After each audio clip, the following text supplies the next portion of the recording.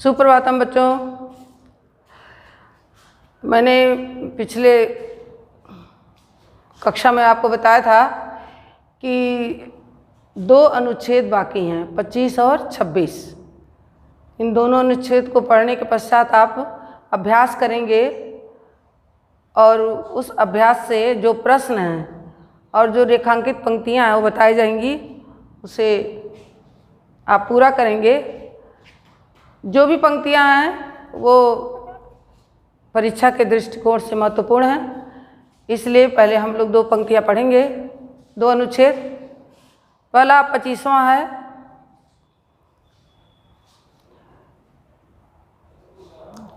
इसका जो संदर्भ या प्रसंग है बहुत बार बताया जा चुका है, इसलिए बताने की आवश्यकता नहीं है। राधिका जी अंत में थक हार कर, समझ लीजिए, थक जाती हैं, सोचते सोचते अब थक जा रही हैं और थक हार कर हवा से कहती हैं कि यूँ प्यारे को विदित करके मेरी सर्व मेरी व्यथाएं, यूँ प्यारे को विदित करके सर्व मेरी व्यथाएं, धीरे धीरे बहन करके पाँव की धूल नाना, थोड़ी सी भी चरण रज जो ला न देगी हमें तू, हा कैसे तो व्यथित हो चित्त को बोध मैं दे सकूँगी। पूरी होवे यदि न तुझसे अन्य बातें हमारी, तो तू मेरी विनय इतना मान ले और चली जा। छू के प्यारे कमल पग को प्यार के साथ आ जा, जी जाऊँगी हृदय तल में मैं तुझी को लगा के। श्री राधे जी वायु से कहती हैं कि इस प्रकार से मेरे प्रियतम श्री कृष्ण को विदित करके, बता करके, सारी जो मेरी व्यथाएं हैं, जो मेरे सारे कष्ट हैं, उन कष्टों को उन्हें बता करके तुम अंत में धीरे धीरे बहन करके पाँव की धूल लाना। उनके चरण धूल, उनकी जो चरण रज है, उसको अपने साथ बहन करके वापस आते समय लेती आना। क्यों? क्योंकि थोड़ी सी भी चरण रज जो ला न देगी हमें तू, थोड़ी सी भी चरण रज, हवा से कहती हैं कि यदि तू थोड़ा सा भी उनके चरणों की धूल मुझे लाकर नहीं दे पाएगी, तो कैसे मैं अपने दुखी हृदय को बोध दे सकूंगी, समझा सकूंगी, आश्वस्त कर सकूंगी। भला मैं ये काम कैसे करूंगी? यदि तू धूल भी ला देगी तो मुझे संतोष हो जाएगा। कहती हैं इस प्रकार से मेरी सारी व्यथाओं को, मेरे सारे कष्टों को मेरे प्रियतम श्री कृष्ण को बताने के पश्चात तुम धीरे धीरे उनकी चरण धूलि को बहन करके अवश्य ले आना। क्योंकि यदि थोड़ी सी चरण धूल भी नहीं ला कर मुझे देगी, तो मैं भला अपने आप को कैसे संभाल सकूंगी, कैसे समझा सकूंगी, कैसे अपने हृदय को सांत्वना दे सकूंगी, आश्वस्त कर सकूंगी। अंत में कहती हैं कि चलो ठीक है, मेरी और बातें यदि तुमसे पूरी नहीं हुई, इतनी सारी बातें मैंने जो कहा क्रम से, तो पूरी होवे यदि न तुझसे अन्य बातें हमारी, अगर हमारी दूसरी बातें तुमसे पूरी नहीं हो रही हैं तो तू मेरी विनय इतनी मान ले और चली जा। कह रही हे हवा, हे पवन, तो मेरी इतनी सी बात तू अवश्य मान ले और तू श्री कृष्ण के पास चली जा। क्या करने के लिए? उनके कमलवत चरणों का स्पर्श करके, छू के प्यारे कमल पग को प्यार के साथ आ जा। कह रहे श्री कृष्ण के कमलवत चरणों का स्पर्श करके तू बड़े प्यार के साथ वापस आ जाए। क्यों? क्योंकि यदि तू उनके चरणों का स्पर्श करके आएगी तो मैं तुझी को अपने हृदय से लगा लूँगी। तेरा स्पर्श करके मैं यह समझ लूँगी कि मैंने श्री कृष्ण का स्पर्श कर लिया है। और इस प्रकार राधिका जी उस वायु को अपनी उस सहेली जिसे मान रही हैं, जिसे अपनी बहन मान रही हैं, उन्होंने भगनी भी कहा उसे अंत में हार थक कर इस प्रकार की बात कहती हैं और कहने के बाद अपनी बात समाप्त कर देती हैं। बच्चों,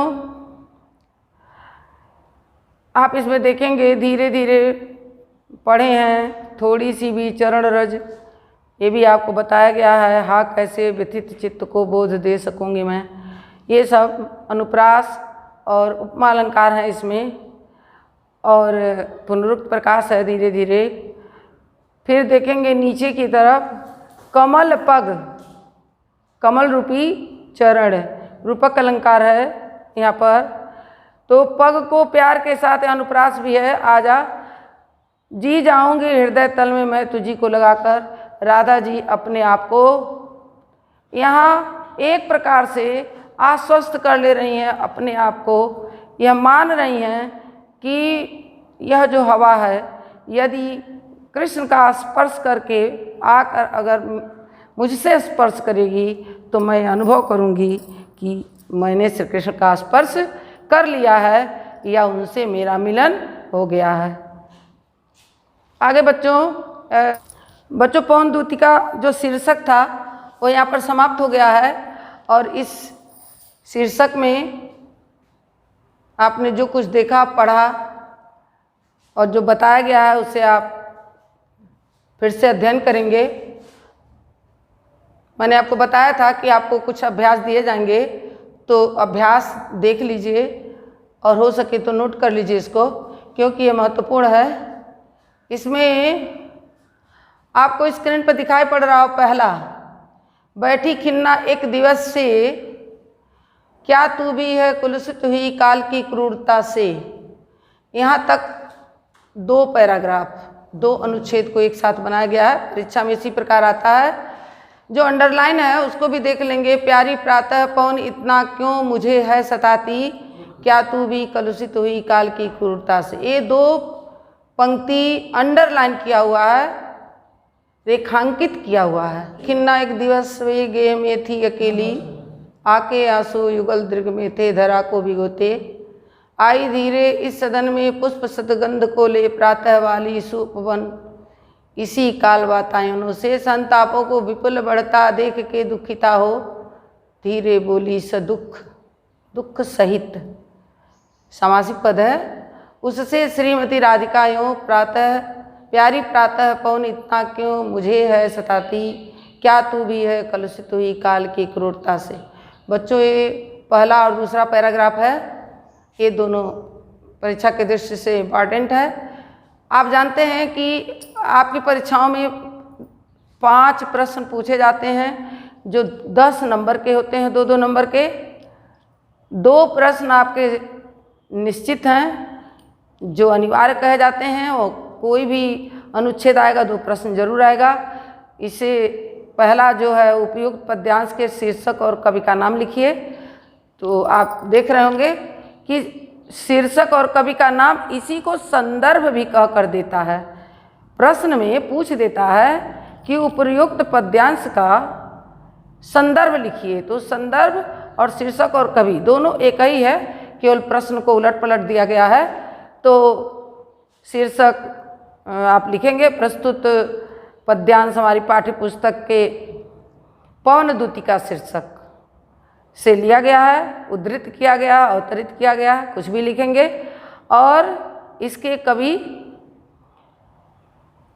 अयोध्या सिंह उपाध्याय हरिऔध हैं। दूसरा प्रश्न है रेखांकित अंश की व्याख्या कीजिए। यह भी अनिवार्य प्रश्न है, कोई भी अनुच्छेद आएगा तो ये दोनों प्रश्न जरूर रहेंगे। तो रेखांकित अंश में आप देखिए, प्रातः पवन इतना क्यों मुझे है सताती, क्या तू भी कलुषित हुई काल की क्रूरता से। तो बच्चों, इसको लिखते समय आप जरूर लिखेंगे कि प्रस्तुत पंक्ति श्री अयोध्या सिंह उपाध्याय द्वारा रचित पवन दूतिका से उद्धृत है। इसमें राधिका जी प्रातःकाल की हवा को उलाहना देती हैं कि वह उन्हें इस प्रकार क्यों कष्ट पहुंचा रही है, और हवा को संबोधित करते हुए कहती हैं कि क्या तुम्हारा भी हृदय मेरे प्रति कलुषित हो गया है, दूषित हो गया है। इस प्रकार से इसके विषय में आप लिखेंगे। तीसरा प्रश्न है, घर में दुखी होकर एक दिन अकेला कौन बैठा था। घर में दुखी होकर एक दिन अकेला कौन बैठा था। बच्चों आप ध्यान देंगे कि प्रश्न आपको अपने उसी जो अनुच्छेद है उसी से ढूंढकर उत्तर लिखना है। अंतर क्या है कि आप उसे गद्य बनाकर लिखेंगे, उसे काव्य रूप में नहीं लिखेंगे। जैसे आप इंग्लिश में लिखते हैं, इंग्लिश में भी इसी तरह का प्रश्न आता है तो आप उसको उसी में से ढूंढ के लिखते हैं। पूछ रहा कौन दुखिता बैठा है अकेला, तो आपके पास सीधा उत्तर है राधिका जी।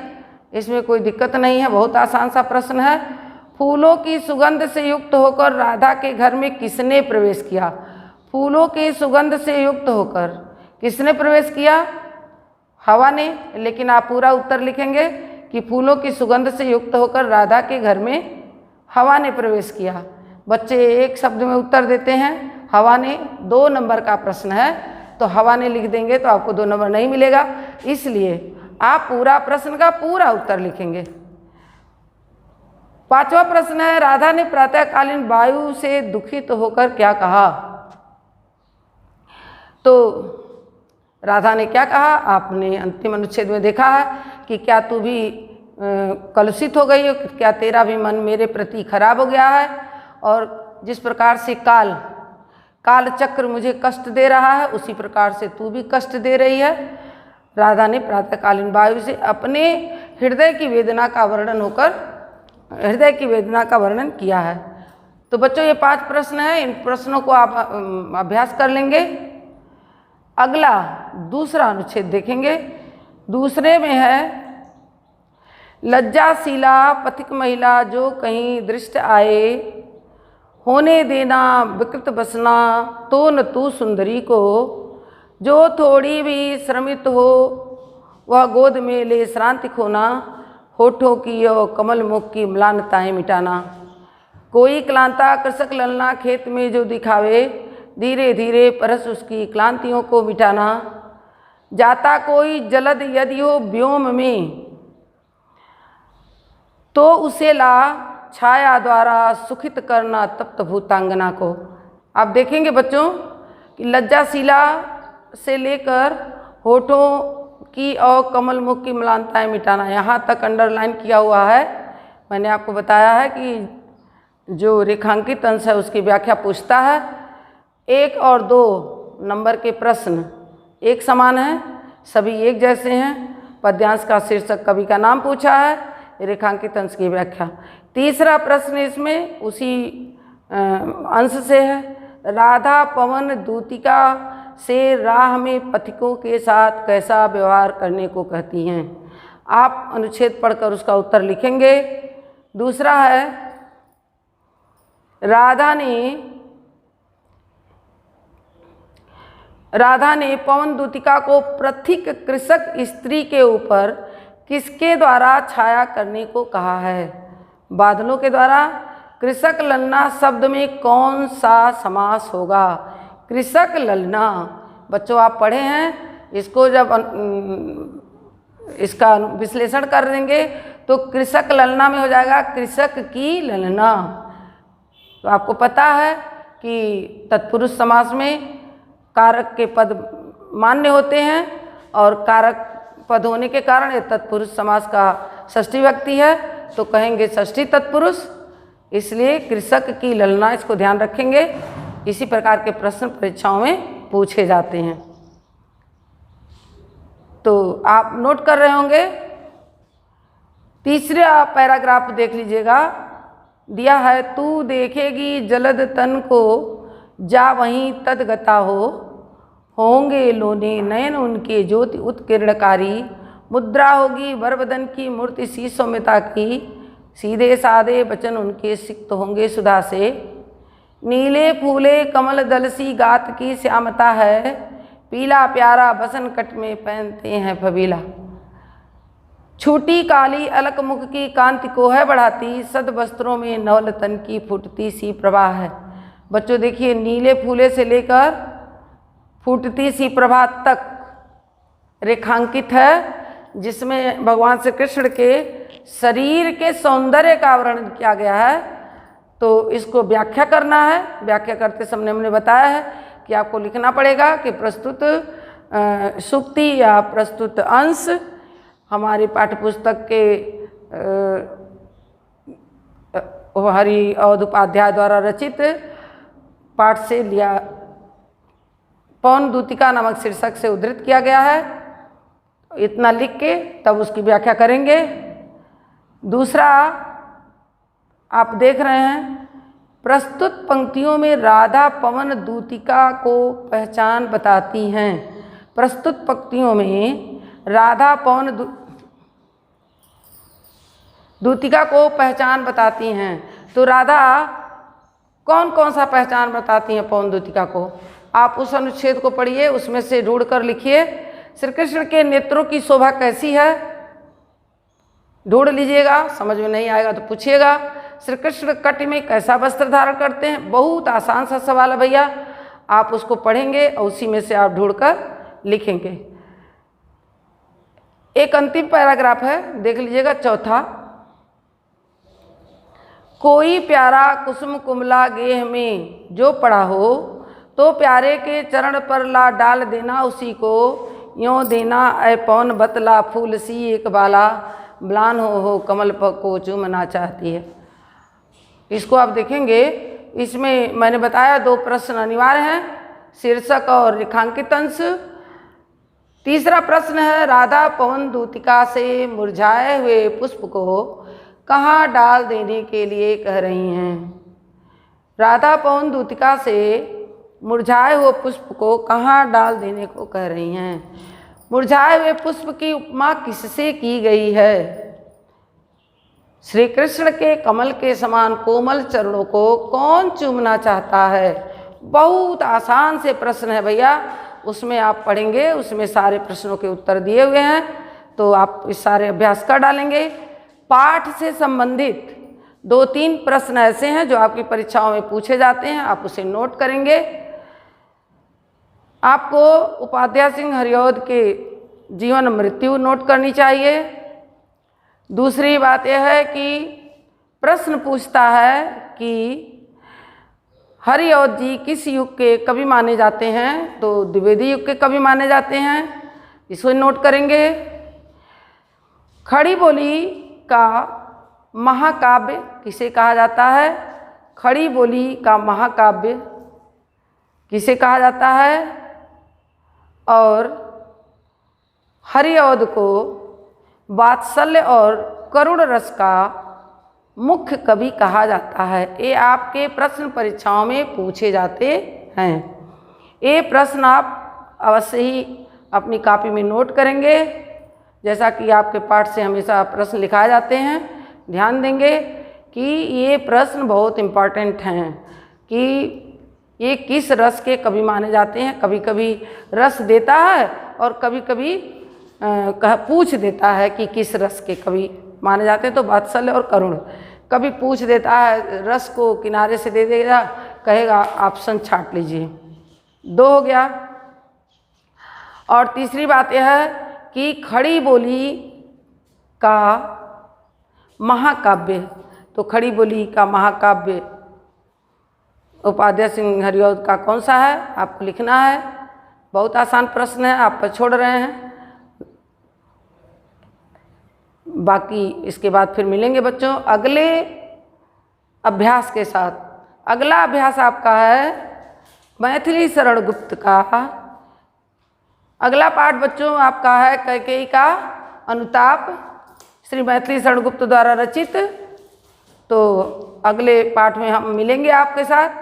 चलिए, धन्यवाद बच्चों, नमस्कार।